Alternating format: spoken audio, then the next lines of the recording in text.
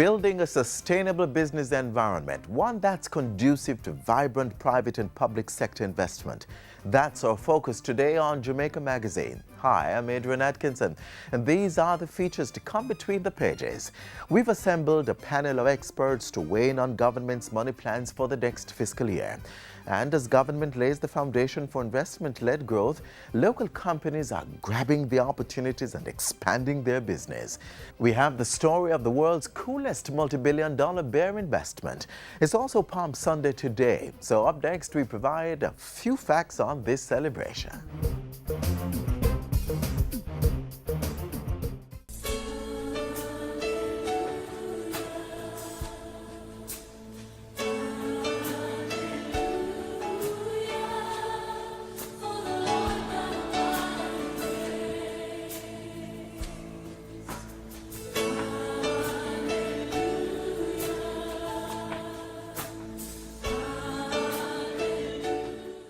Employers, tired of waiting in long lines at the tax office? Wait no further.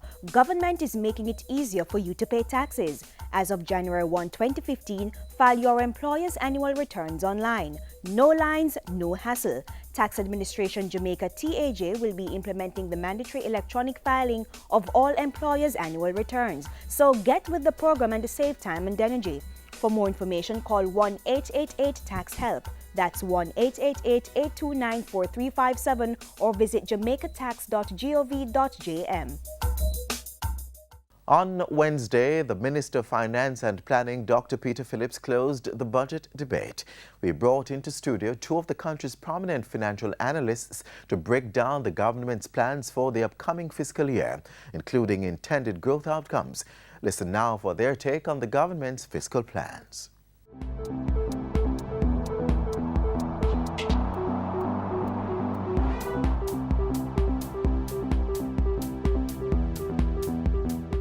It is because we are honoring our commitments and passing the test, while Jamaican businesses and individuals are benefiting from the lowest interest rates in decades.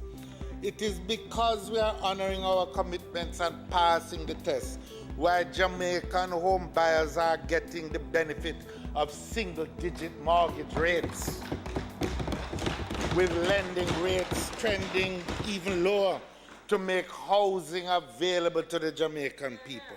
Thanks for joining us for this special JIS presentation looking at the 2015-2016 budget. I'm Ian Boyne. And with me to discuss issues related to the Minister's presentation as well as related issues, we have in our studios the CEO of the Private Sector Organization of Jamaica, Mr. Dennis Chung, and well-known financial analyst and preeminent financial journalist, Ralston Hyman. First, Dennis, your overall reaction to the presentation. The presentation now, I think it was a good presentation. Nothing new revealed. I think he just, went over some of the issues that need to be clarified. But you clarified a number of issues. Yeah, yes, yeah, yes. And I think that's important. Coming at the end of a budget debate, you don't want any questions or any doubts to be left hanging. So it's important to clarify the issues that arise. So I mean, we'd expect that this would come out of it, of the debate. The main things that jumped out at you, Ralston, and which are salient for discussion in your view? Well, as a matter of clarity, the minister again reiterated that the budget laid the foundation for accelerated economic growth. It met our commitments to our international partners to pay down the debt and the people of Jamaica to provide basic social services while accelerating economic growth. It is fundamental that we stick to this timetable. The minister reinforced the need to pay down the debt because the trajectory we're on is to reduce the debt to GDP ratio from 145% in 2012 to 96% by 2020 and to the internationally accepted norm of 60% by 2025. This is extremely important. It's not an academic exercise, and we want our people to understand if you owe too much money, then you'll have to be transferring the resources to servicing that debt. So you have very little resources if you bring it down to a household. to fix the house, to expand the house, to buy basic food and services, as well as to provide education for your children. A nation is no different. So we need to pay down the debt so we can concentrate more resources on improving the country's social and economic infrastructure, educate our people, and to become more competitive in the international economy. So the budget lays the foundation for that. You also made a point about being accurate, despite the fact that we're politicking. The orderly dissemination of accurate information is of paramount importance to the smooth functioning of our markets. Now, the point being made, and I have interest here, the National Insurance Fund remains viable. The net assets of the National Insurance Fund is $71.3 billion.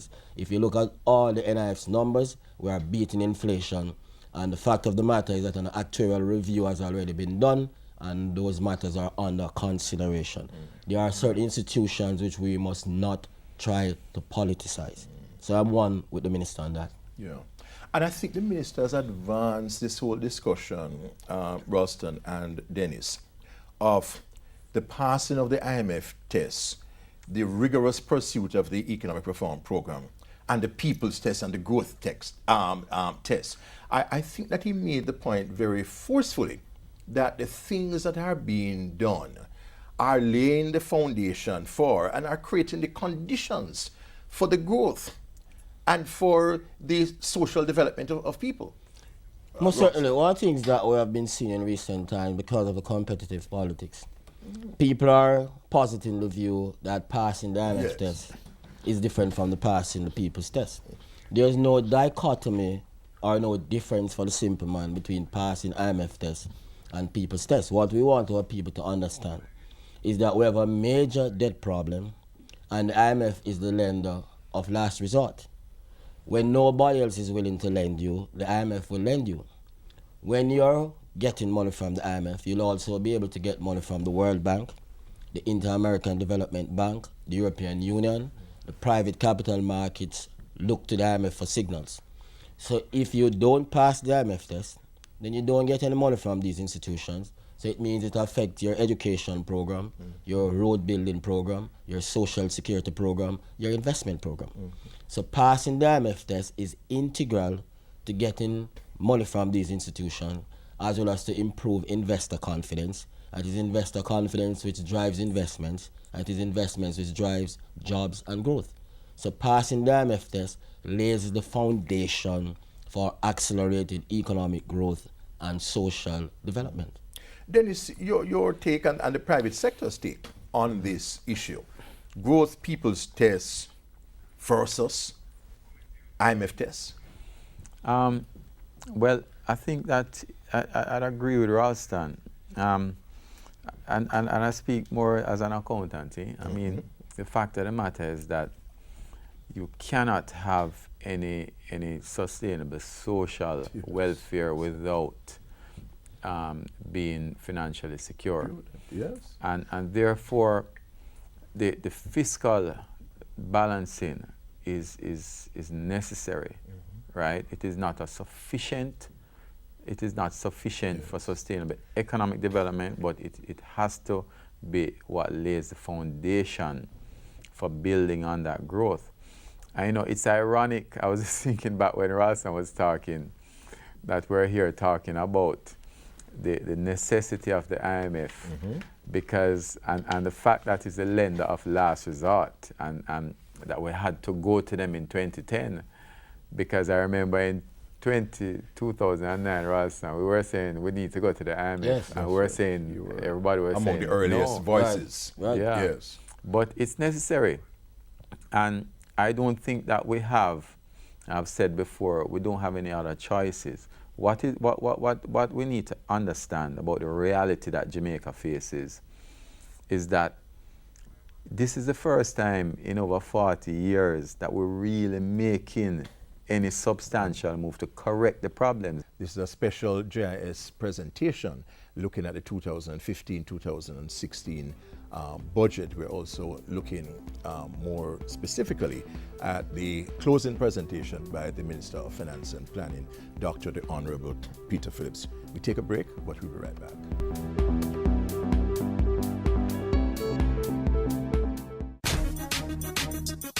Are you registered to vote? If not, don't miss your chance of getting on the next voters list. The deadline for registration is Tuesday, March 31. Persons not registered by March 31 will not be on the May voters list and cannot be added before November 2015. To get registered, simply visit the EOJ constituency office nearest you. For more information, call us at 922-0425 or visit ecj.com.jm. Remember, voting is your right.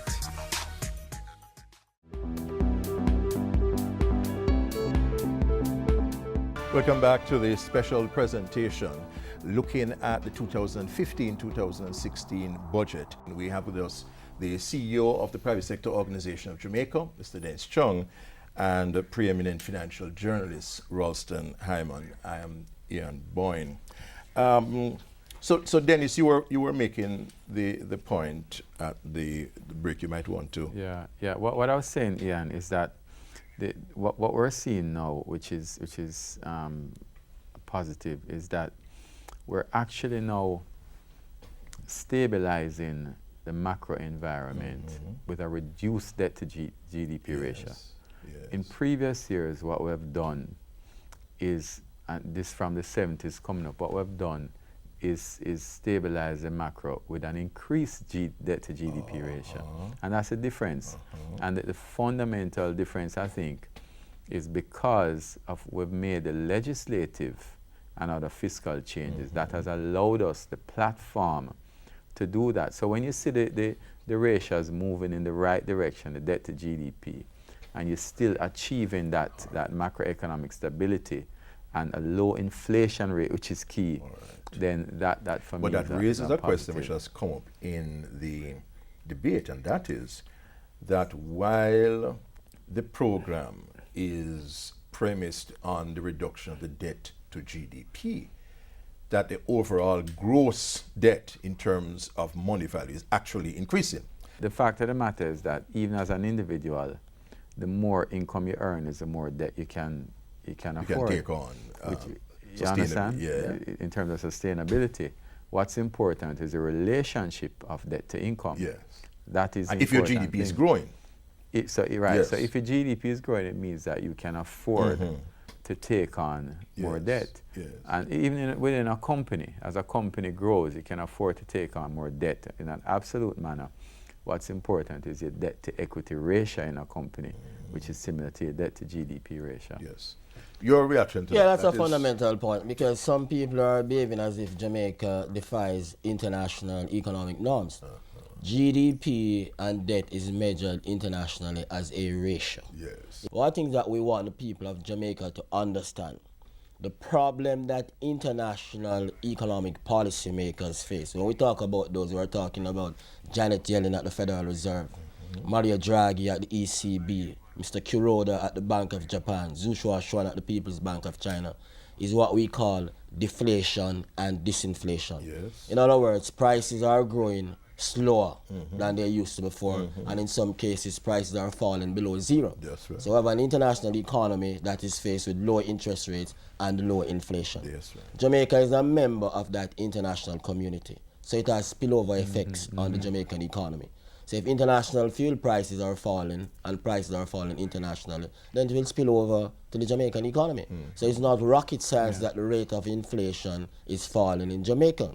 When the rate of inflation falls, it means that people can buy more. So when we say the rate of inflation is 3.4%, it means that a dollar will give you $96.70 worth of goods and services, which is good for the housewife, which is good for the man on the street. That's all it is And saying. which acts as a stimulus too. As a stimulus to the economy. Yes. Yeah, so let us tell our people the More truth and not purchasing. fool them up. Yes, Yeah, yes. more purchasing More power. purchasing yeah. power. We want everybody to understand how the economy works so that they can make more informed decisions. To pick up on what Ralston said, the fact that we're in an international community, the absolute level of inflation is important, right? But more important is the relative level of inflation between countries. That I think is the key, because that's what determines your currency value and your and your interest rates. Yes. Right, because interest rates is the price of money. So the fact that we see that inflation is low and rates are marginally coming down, it means that relative to other countries, we're doing well. because it means that we're able to maintain a stable rate of exchange, bring interest rates marginally down, and have a low rate of interest, which is a spillover. One other issue, though, that I think that this year is going to be a better year from a growth point of view, because over the past, what we've seen is over the past year or two, significant private sector investments take place, which I think is going to start paying off this year. What we need to be careful of is that we don't have man-made things happening that's going to take away some of that growth. Like last year, the chickpea cost us about 0.5%, and the Riverton Fire this year cost us something. So what we have to do is take those as a learning and say, how can we prevent these things from happening? I mean, governance is all about risk management, you know, and reducing the risk of things going wrong. So then how can we do that? Because I think that going forward, we can have that growth. One example I use, for example, is that already in March, it's so hot. I think we could have drought conditions this year. How are we going to put the things in place now to mitigate against the effects like we had last year, which cost us close to 1% of GDP? You know, those are some of the things that on the ground, when I speak about how we implement and what we do and how far, these are the little things that we need to look at. So within the context of the framework of where we want to go, how are we going to manage that journey? Precisely. To ensure that we don't have anything that we cause. Because we have natural disasters already that we can't control. Right. So let's manage the things that we have to carefully manage. And just to expand on that, I mean, personal responsibility. The government has a responsibility. Private sector has a responsibility.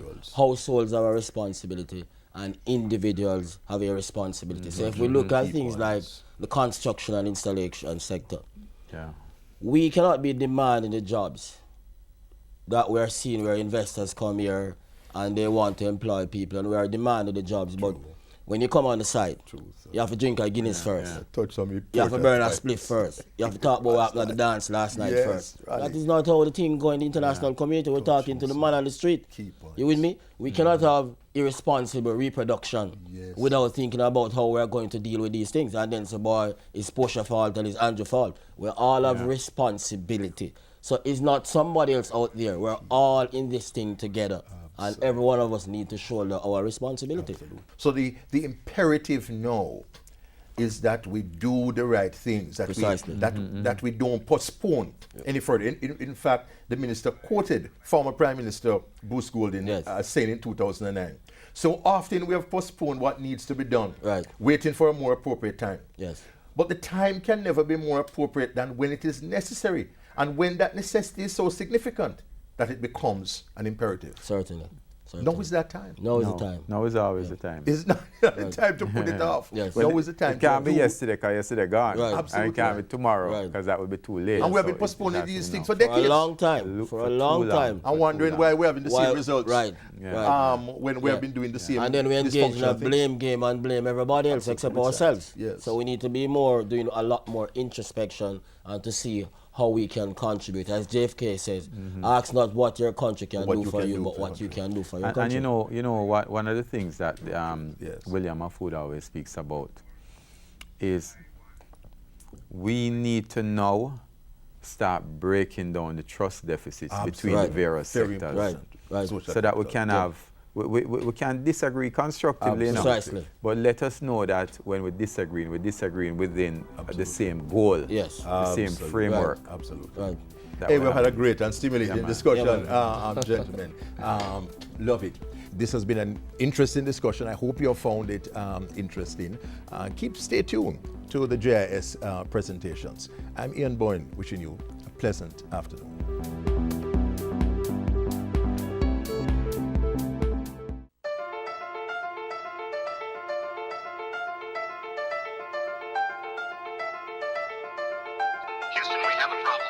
Jamaica's beauty is our duty. Prevent bushfires during the windy, dry season. Remove firewood, dried grass, or bush away from your house. Never use fires to clear land. Never light a fire in an open area when it's windy. Ensure cigarette butts, matches, or other lighting materials are out before disposal. And use an ashtray. Don't throw cigarette butts out of your window. High winds and dry conditions can be a fiery combination.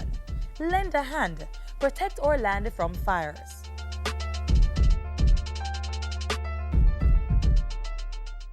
Government has been restructuring the business environment, facilitating a climate for local and international investments. Several companies have been grabbing the opportunity, investing in their businesses and seeing increases in profits. Up next, one beer company story. An investment of more than $3 billion. Energy bills slashed by $40 million. Large-scale cassava production. Initiatives implemented by Jamaica's own Red Stripe beer through the support of the government to ensure the world's coolest beer is competitively priced in the hands of consumers. Reggae night, we come together when we're feeling right. Reggae night, and we'll be jamming till the morning light. We've invested because we believe that the climate is conducive to investment. There could never be a better time than now to invest in our country. The government has clearly demonstrated its commitment to prudent fiscal policy, reducing the public debt and avoiding inflation. We also continue to make steady progress in reducing the time taken and the cost of doing business. The government is on a mission to grow Jamaica's economy. Critical to that process is laying a solid foundation on which investors can build. Several initiatives have been rolled out within the past 3 years to ensure a welcoming business environment. Local investors have taken notice and are taking advantage of the opportunities. This is the story of Red Stripe. Reggae night, and we'll be jamming till the morning light. We needed to make this company much more competitive than it has been over the years. So, cost of electricity was a big factor. So we installed our own combined heat and power plant, cost us about $750 million. We also modernizing the brewery. The brewery has been built since 1958, and the technology that existed at that time, was the most efficient then. But when you're in 2014, now 2015, that technology is not as efficient. And when this brewery was being built, it was built in a kind of campus style. In most breweries around the world now, they are much more compact, they are much more efficient. Last year we completed phase 1 of our brewery modernization program, which was replacing about 30 of the tanks in the cellars with external tanks. We used 7 tanks actually to replace 30. So that's gonna be much more efficient. We're going to save a lot more CO2, we're going to use a lot less water. Our overall impact on the environment is going to be so much less. This year we're going to complete phase 2 of that modernization, and we're going to install another 10 tanks. We also invest in flexible packaging line. So if you notice, we have cans in the markets. We just came out with cereal. So we're coming out with a lot of innovation, and that's going to be a big part of our play going forward. The one that I would say is dearest to my heart is our Project Grow initiative. We're looking to replace about 40% of our import with locally grown cassava. And this will cost us about $10 million US. We have a pilot farm going out of Bernard Lodge. We don't own a lot of lands. The government owns a lot of land. And the fact that the government has made these lands available to us at a competitive lease and for a long enough period of time to allow us to really put in serious investment is really, very good. And so cassava beer will be in the market by the end of April 2015. So don't miss out on this session here. When you look at some of the business climate that the government has tried to institute over the last year or 2 years, where the overall tax rate for businesses have come down materially. I think those are all the right steps that governments have made, and we have taken advantage of it. There be people coming from the north and south and east and west. The Red Stripe story is an inspiration to other local investors. As for the beer company, its multi-billion-dollar investment is already improving its bottom line. One of the things that we needed to have done, one of the things we said to ourselves when we were starting this investment, we were looking to take about 20% out of our cost base by making this investment. We think we are well on the way to do that. So you better not be late for this rubber ducking, rocking, jamming fun. Jamaica is climbing to the top of international business rankings. Solid proof that the government's policies are making it easier to do business. Get on board. Jamaica is open for business. Reggae night, we come together when we're feeling right.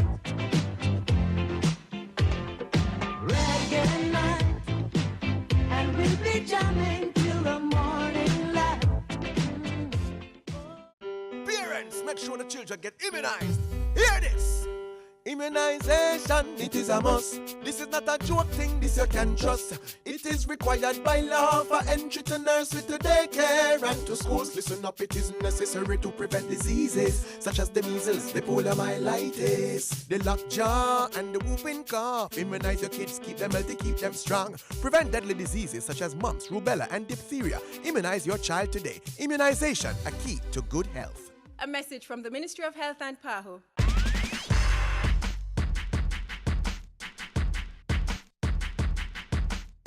As the end of the month draws near, I want to bring your attention to an issue that's being observed during March, which affects many of my Jamaican women and girls: endometriosis.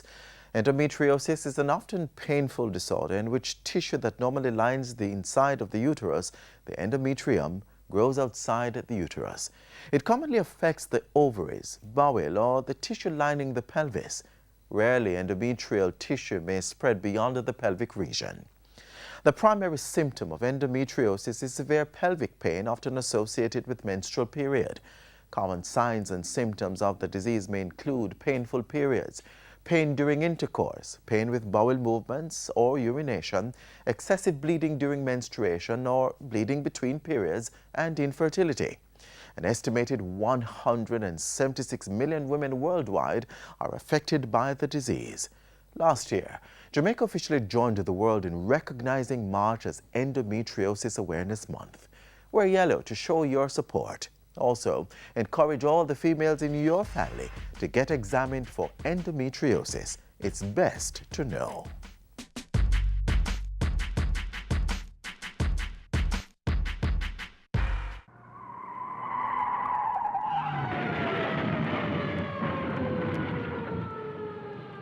Each time you're not paying full attention to the road environment, the greater your chances of getting in a crash like that.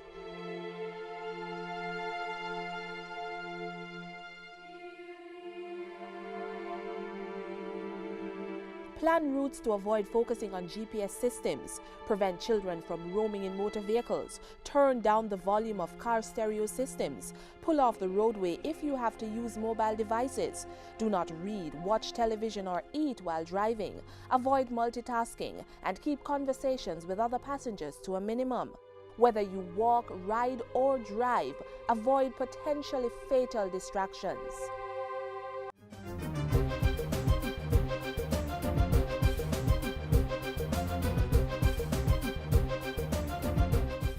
Our final charge to you today has to do with business and success. There are no secrets to success. It's the result of preparation, hard work, and learning from failure. Words of former statesman Colin Powell. The information continues to flow on our website, jis.gov.jm. You may also follow us on Twitter at JIS News. And of course, our YouTube channel, Watch JIS, has loads of videos and interviews.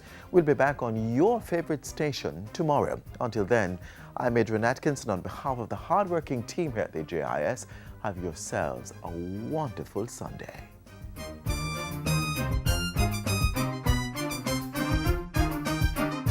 This has been a production of the Jamaica Information Service, the voice of Jamaica.